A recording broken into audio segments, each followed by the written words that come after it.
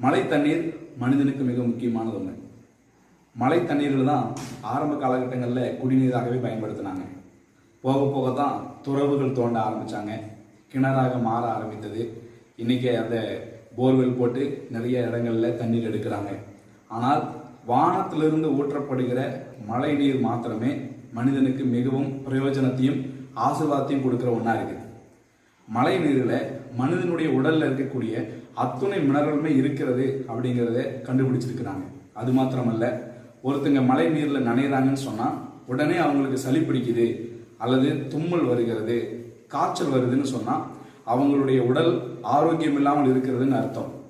அவங்களுடைய ஆர்கன்ஸ் எல்லாமே மீண்டும் செயல்பட வைக்கிறதுக்கு மழை நீரில் இருக்கிற பிராணன், ஜீவனை கொடுக்கக்கூடிய சக்திகள் அவங்களுடைய உடலுக்குள்ளே பாய்ந்து அந்த ஆர்கன்ஸ் எல்லாம் செயல்பட ஆரம்பிக்க வைக்கிறது. அதன் மூலமாக அவங்களுடைய சரீரம் அதை உள்வாங்கி தும்மலையும் அல்லது சளி மூலமாகவும் அவங்களுடைய உடல்ல இருக்கிற அத்துணை தேவையில்லாத காரியங்களை எல்லாம் வெளியேற்றிடுது.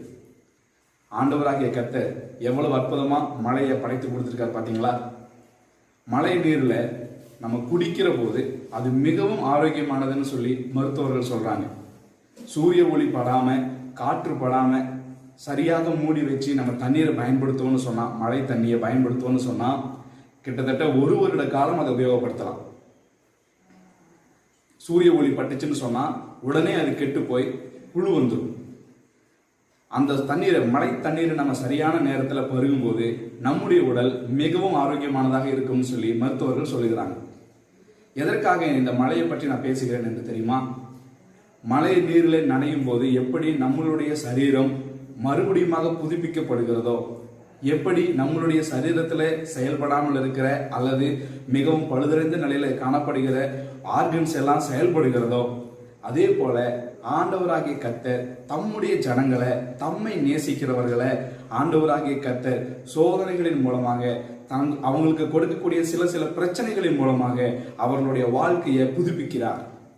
அவங்களிடத்துல என்னென்ன கெட்ட குணங்கள் இருக்கிறது என்பதை காண்பித்து கொடுக்கிறார்.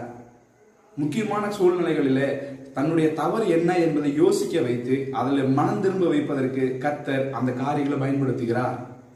சங்கீதம் 79வது சங்கீதம் 8வது வசனத்துல, பூர்வ காலத்து அக்கிரமங்களை எங்களுக்கு விரோதமாக நினையாதேயும், உம்முடைய இரக்கங்கள் சீக்கிரமாய் எங்களுக்கு நேரிடுவதாக, நாங்கள் மிகவும் தாழ்த்தப்பட்டு போனோம் என்கிற ஜெபத்தை ஆசாப் ஜெபிக்கிறார்.